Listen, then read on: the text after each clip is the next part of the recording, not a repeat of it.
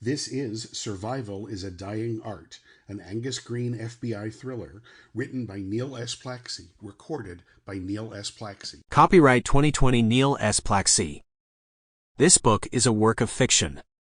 Names, characters, places, and incidents either are products of the author's imagination or are used fictitiously. Any resemblance to actual events or locales or persons, living or dead, is entirely coincidental. All rights reserved, including the right of reproduction in whole or in part in any form. Reviews.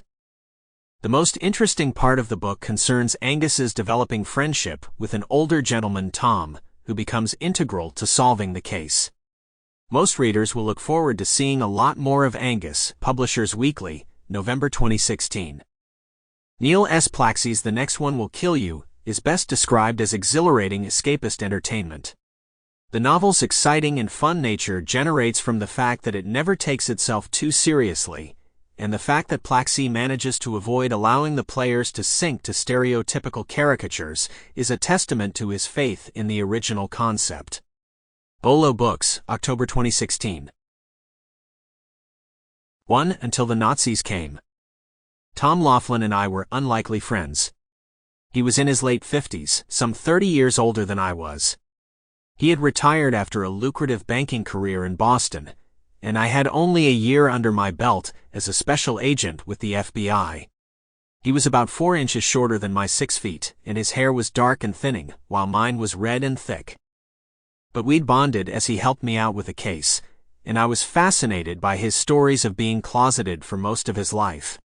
He in turn was eager to hear what life was like for me, as the only openly gay agent in the Miami office.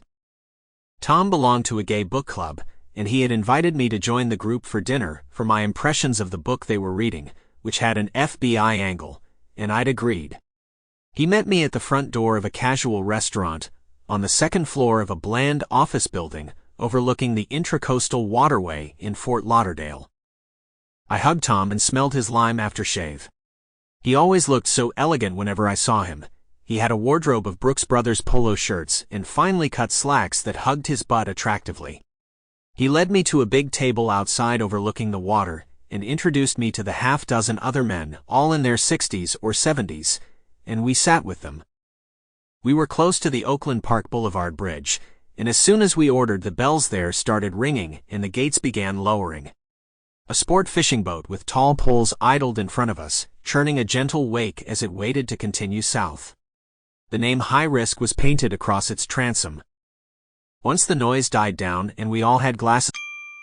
Sample complete. Ready to continue?